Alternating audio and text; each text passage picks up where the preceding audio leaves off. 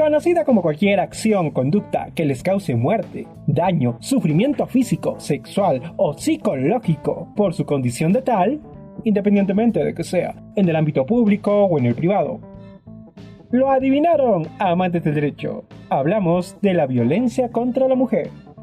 Y por tanto, estimados colegas, el día de hoy tenemos un capítulo muy especial para todos nuestros amantes del derecho que día a día ven en los distintos medios de comunicación los casos de violencia contra la mujer y quieren aprender a litigar mejor en este área. Por tal motivo, el día de hoy nos acompaña Karina Gamarra Barrantes, abogada con maestría en Derecho Civil por la Pontificia Universidad Católica del Perú, especialista en Derecho Civil, Familia, Violencia de Género, Derechos de la Mujer, y nominada a los Premios Malet por la organización internacional Women's Link. Muy buenas noches, estimada Karina, ¿qué tal? ¿Cómo estás? Bienvenida a Tips de Legalidad. Buenas tardes, saludos amantes del derecho y público en general. Soy la doctora Karina Gamarra Barrantes y hoy gratamente los acompañaré en este nuevo episodio de Tips de Legalidad. Qué gusto tenerte hoy con nosotros, Karina. Pues bien, comencemos. Esto es 7 tips para valorar mejor las medidas de protección en casos de violencia contra la mujer. A manera de introducción, Karina, a rasgos generales, coméntanos, ¿cuáles son las principales medidas de protección en casos de violencia contra la mujer? ¿Nos podrías explicar más al respecto? Es una muy buena pregunta, muy interesante. Bueno, ¿cuáles son las principales medidas de protección en casos de violencia contra la mujer? Eso está respaldado por la Ley 30364 de violencia contra la mujer y grupo familiar. Pero te comento un poquito de lo que se tratan las medidas de protección y lo que nos indica la ley y también el reglamento. Una de las medidas de protección es el retiro del agresor del domicilio, ¿no?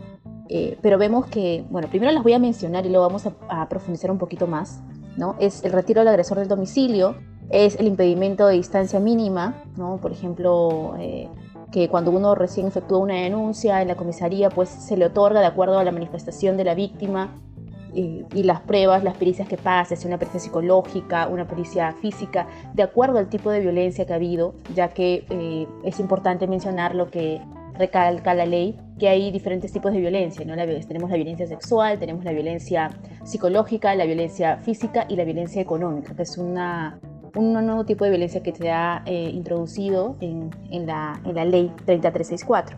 Ahora, volviendo al tema de las medidas de protección, pues cuando se comprueba que realmente ha habido esta violencia contra la mujer, el grupo familiar, sean los hijos, sean familiares cercanos, donde conviven, ¿no? Pues el primero es el retiro del agresor del domicilio, ¿no? Pero muchas veces se da que el agresor no quiere salir del domicilio y la víctima no tiene los recursos suficientes y inclusive es ella la que tiene que terminar saliendo del domicilio. Tenemos también el impedimento de distancia mínima, ¿no? Que hay una distancia que indica ahí en la comisaría, por ejemplo, que no se puede acercar, ¿no? a cierta distancia, por ejemplo, pero sin embargo eso tampoco se cumple, ya que muchas veces el agresor y la víctima se han visto obligados a convivir, más con esta pandemia que estamos atravesando, ¿no? De ahí también tenemos el inventario de los bienes, de repente algo más patrimonial, la prohibición de tenencia de armas. Y hay una importante que he estado analizando, viendo la ley, es cualquier otra requerida para la protección de la integridad personal, ¿no? Digamos, esta está englobada a todas aquellas para que la víctima o sus familiares queden protegidas. Pero pues muchas veces una falta de conocimiento, una falta de sensibilización, de capacitación a nuestros operadores jurídicos es que estas medidas de protección no se cumplen a cabalidad y digamos que muchas veces nos cuestionamos sobre si realmente estas medidas de protección en los casos de violencia contra la mujer son eficaces y oportunas sobre todo, ¿no? Y nos damos cuenta que hay varios vacíos que contemplan los casos prácticos. Muy bien entendido, Karina. Y solo para complementar, amantes del derecho, entre las principales medidas de protección que pueden dictarse en los procesos por actos de violencia contra las mujeres y los integrantes del grupo familiar se encuentran, entre otras, el retiro del agresor de domicilio, el impedimento de acercamiento o proximidad a la víctima, la prohibición de comunicación con la víctima, por diferentes medios, epistolar, telefónica, electrónica, chat, redes sociales, entre otros. O también la prohibición del derecho de tenencia o porte de armas para el agresor, o que se realice un inventario de sus bienes, por ejemplo. Y como usted comentó, estimada Karina, cualquier otra requerida para la protección de la integridad personal y la vida de la víctima o los familiares. Y bueno, estimados, si quieren saber más, les recomiendo el artículo 8 sobre violencia que estuvo comentando Karina y el artículo 22 sobre los tipos de medidas de protección de la Ley 3364. Asimismo, Karina, a fin de sensibilizar a nuestros oyentes e ir preparándonos para las preguntas de cajón que ya vienen, acabamos de comentar sobre la Ley 3364, que es la ley base para entender las medidas de protección en casos de violencia contra la mujer. Y para que quede claro, Karina, ¿cómo es que se originó esta ley? ¿O por qué en todo caso? Bueno, la ley 3364, que es una ley para prevenir y erradicar la violencia contra la mujer y el grupo familiar, es una ley que se origina debido a la data y la estadística que tenemos nosotros de los casos de violencia contra la mujer. Para dar solamente una cifra, ¿no? Alrededor de 87.000 mujeres en el mundo han reportado violencia en su contra, ¿no? En la actualidad, las medidas de protección en violencia contra la mujer no se están cumpliendo para los fines para las mismas que fueron creados, sino que necesitan mejorarse. También tenemos el hecho de que esta ley se originó porque cada día hay muchas más denuncias, los centros de emergencia mujer no se dan abasto para poder hacerlo, se tienen medidas de protección, por ejemplo, pero aún teniendo las medidas de protección, y es por eso que hemos analizado la eficacia de la misma, muchas veces hay intento de feminicidios o se da el feminicidio, ¿no? Entonces realmente las mujeres y los grupos vulnerables, las niñas, adolescentes, están siendo no están siendo resguardados en su totalidad de los derechos. Y es por eso que esta ley trata de reforzar y también tocar el tema de la violencia desde un enfoque mucho mayor, en un enfoque multidisciplinario, donde tiene que nuestros operadores jurídicos estar preparados y sensibilizados al momento de tener un caso de violencia contra la mujer y tomar las acciones oportunas y eficaces. Es decir, si a la comisaría, porque hay una comisaría y una dependencia especial, que es donde inicia todo, llega un caso de violencia contra la mujer, ¿no? Tratarlo con la mayor responsabilidad y sensibilización, conociendo el tema que muchas veces no se da, debido a que muchas veces se desincentiva a la víctima a denunciar, a que haga esta denuncia respectiva. Es por eso que, por ejemplo, tenemos países como España, que recién al tercer intento se puede la víctima, denunciar. No porque no puede hacerlo, sino porque, digamos, que el sistema no está respondiendo a esas necesidades, ¿no?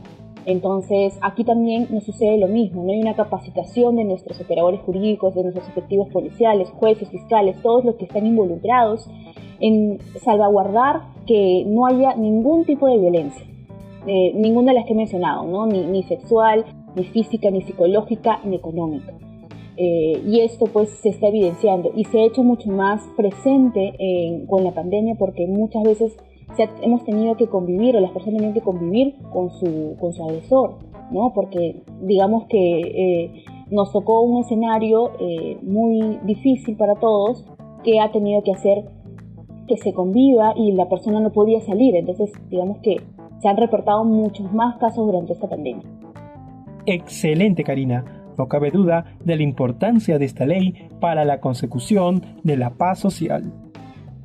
Y bueno, estimada, te adelantaste a la siguiente pregunta que planeábamos realizarte. ¿Cuáles son las principales críticas o cuestionamientos que usted, fruto de su experiencia, le ha ido encontrando a esta norma? Una de las principales cuestionamientos a la norma es de que, en lo personal, mi opinión es que no hay una efectividad ni una real garantía del cumplimiento de las medidas de protección en los casos de violencia contra la mujer. Digamos que también hay un desconocimiento por parte de nuestros operadores jurídicos de la ley, y si bien están contempladas en la misma, ¿no? Por ejemplo, no hay un mayor detalle de esas medidas. Por ejemplo, como te comenté, una de las medidas es que cualquier otra requerida para la protección de la integridad personal, ¿no? Digamos, cualquier otra se deja al criterio de la persona que está llevando un caso de violencia contra la mujer. Entonces, definitivamente, hay muchos vacíos que se tienen que regular, ¿no?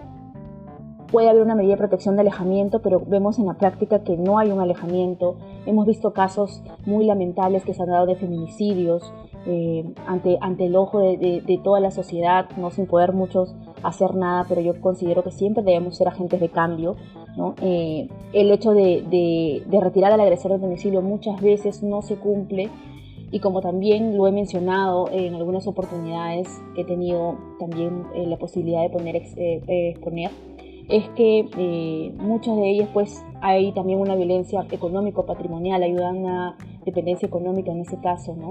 Y de verdad que es muy difícil para las personas denunciar, ¿no? Que su denuncia sea cabalidad.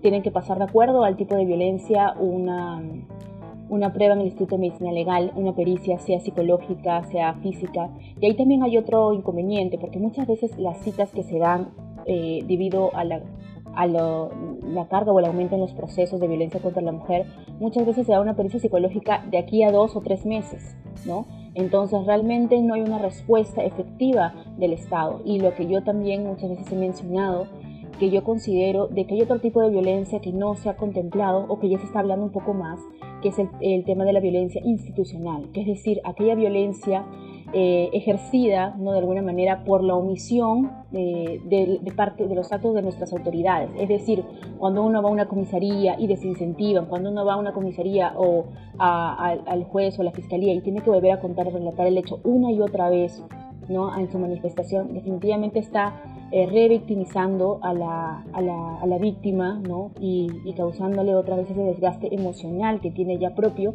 de la violencia que está sufriendo. Entonces definitivamente hay muchas,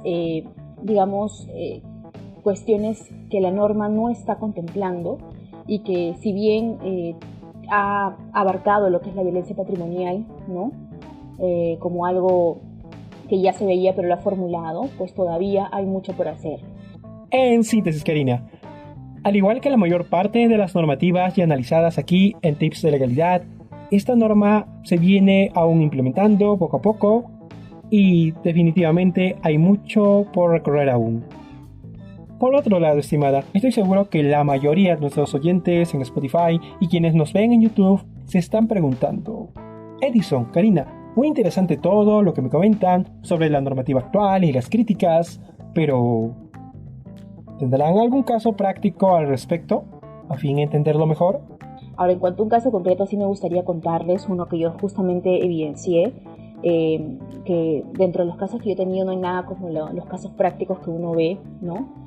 Y bueno, más que todo para poder comentarles acá a nuestro público, ¿no? A la que nos escuche, y también ellos puedan aprender, tanto nosotros de ellos como ellos de nosotros.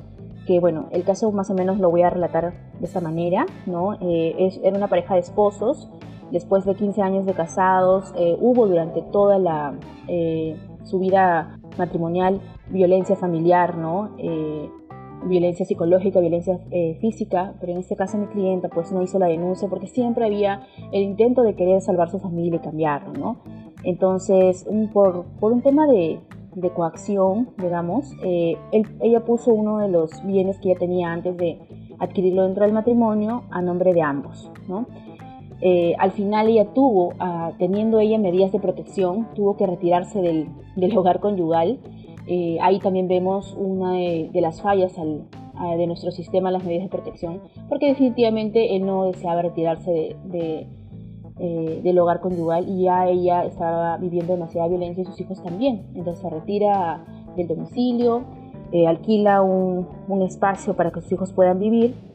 Posteriormente, con la pandemia, debido a que se fue recortando el tema del salario, ¿no? Se le hizo imposible poder sostener ese alquiler, y me comentó que ella quería hacer posesión de ese bien, de ese departamento donde vivía todavía su aún cónyuge. Entonces ella quiso hacer uso del bien, ¿no? Tomó la posesión, igual le avisaron al propietario, ¿no? Y denuncia que ella está, digamos, ocupando indebidamente el bien, ¿no?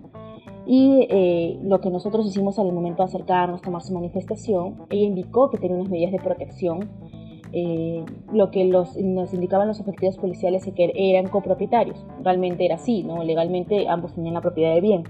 Pero entonces yo le comenté a una de las efectivas policiales que ella tenía unas medidas de protección que habían sido otorgadas en el domicilio donde estaba alquilando, ¿no? Que por ejemplo era Surco, el distrito de Surco, y el donde estaba tomando posesión era Jesús María, por ejemplo.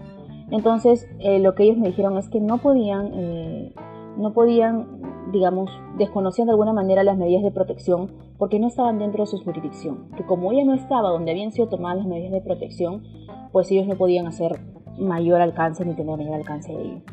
Y que la única solución que le daban, debido a que ellos eran copropietarios, era que uno, por ejemplo, habite en el primer piso y el otro en el segundo piso de la casa, y que, bueno, traten de mantener, ¿no? Las áreas comunes, ¿no? Sin hablarse, lo cual a mí me pareció totalmente ilógico y yo se lo comenté a la efectividad policial debido a que es imposible poder convivir con todo eso. Justamente si uno ha salido de esa ola de violencia es para tener un auxilio y un apoyo no solamente personal, sino también de nuestras autoridades, ¿no? Entonces ahí es cuando yo evidencié claramente que las medidas de protección dadas, ¿no? Igual no cubrían toda la garantía ni la efectividad que se debía dar en ese momento, ¿no? Otra de las cuestiones también que me hizo plantear el caso, que les comento, es que cuando a una persona, a la víctima, le otorgan las medidas de protección, está a cargo siempre de la comisaría y les da un efectivo policial, que es un comisario que se comunica cada mes, digamos, para que les ponga al tanto de si no ha incumplido la otra parte con la medida de protección otorgada, ¿no?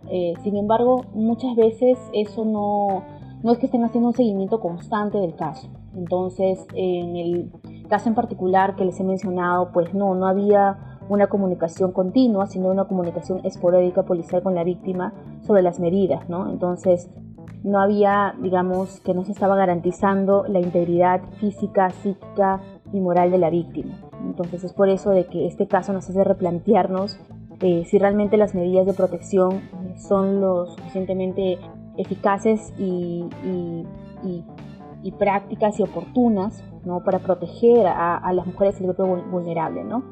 Y fruto de su experiencia, Karina, ¿qué recomendaciones brindaría usted a fin esta norma pueda ser mejorada? Bueno, la verdad es que yo lo que recomiendo es una sensibilización, una capacitación de todos nuestros operadores jurídicos que deben conocer al detalle la ley, deben conocer el tema de qué se tratan las medidas de protección, que también tienen esta posibilidad de actuar de manera que garanticen la efectividad y los derechos de las mujeres y del grupo vulnerable.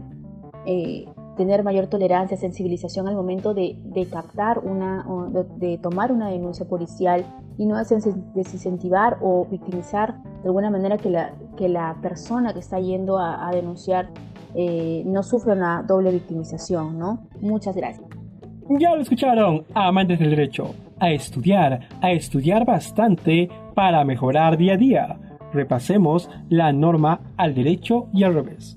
Y por otro lado, también lo escucharon, personal PNP, un poco más de empatía no les vendría nada mal. Padres de la patria, obviamente, más ojo con las posibles lagunas que pudieran generarse. Ya para finalizar, Karina, se viene la pregunta de cajón. Después de todo lo que hemos ido comentando, ¿cuáles son los 7 tips de legalidad que le daría a nuestros amantes del derecho a fin de valorar mejor las medidas de protección en casos de violencia contra la mujer? Con respecto a los tips de legalidad, ¿no? que es el tema que nos acoge en este momento, para entender mejor las medidas de protección, uno, tiene que haber el conocimiento de la ley 3364 que contempla las medidas de protección, analizar cada medida de protección.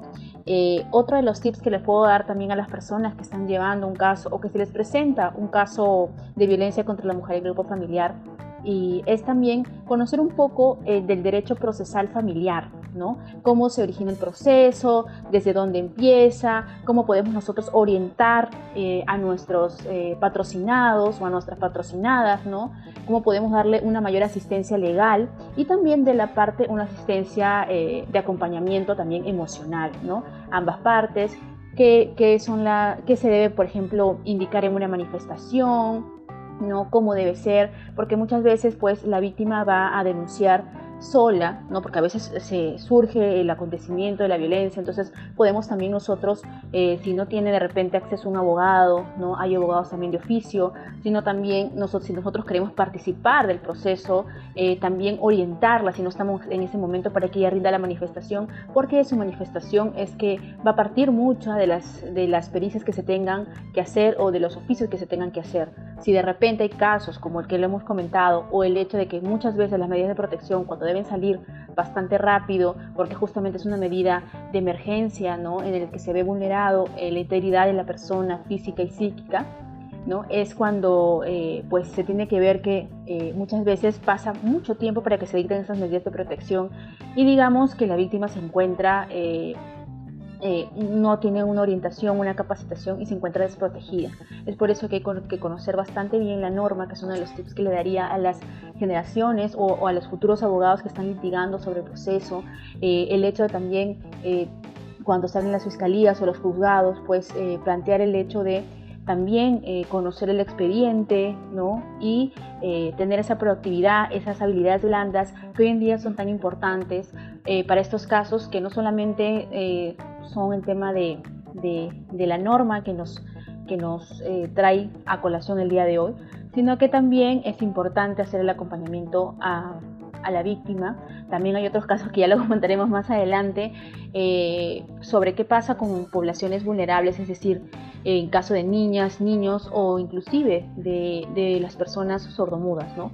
Es algo que en lo personal yo he investigado y de repente para una próxima oportunidad sería muy bonito poder conversarlo, pero creo que para poder entender a cabalidad las medidas de protección hay que conocer la ley, hay que también tener la posibilidad de que si nosotros, por ejemplo, nos enfrentamos a una situación en la que el comisario o el efectivo policial no quiere recepcionar la denuncia, saber que ellos estarían omitiendo su función y está contemplado en la ley 30364. Al conocerla al derecho y al revés, nosotros podemos tener las herramientas para que nuestro proceso y sobre todo la persona que es víctima de violencia familiar logre tener esa tranquilidad de que las medidas de protección la van a poder resguardar y que su caso va a ser exitoso en la medida de lo posible. Muchas gracias. Excelentes tips, Karina. Y ya lo escucharon, amantes del derecho. Y bien, estimada Karina Gamarra Barrantes, a nombre de ABUC 360, Podcasting Jurídico Empresarial, agradecemos de antemano vuestra brillante participación en Tips de Legalidad. Los invito a estar atentos a las novedades de ABUC 360 y deseándoles siempre un feliz año, muy bendecido y que siempre sigamos siendo agentes de cambio para siempre tratar de cambiar el orden de las cosas. Muchas gracias. Y bien, estimados, no nos podemos despedir sin anunciar a nuestro auspiciador para este 2021, FATS Paper. FATS Paper, los mejores en tesis, planes de tesis, monografías y mucho más. FATS Paper, soluciones académicas online. Y los créditos de hoy van para Pamela Maraza, Shirley Viamonte, David Osorio, María Teresa Requena. Bye.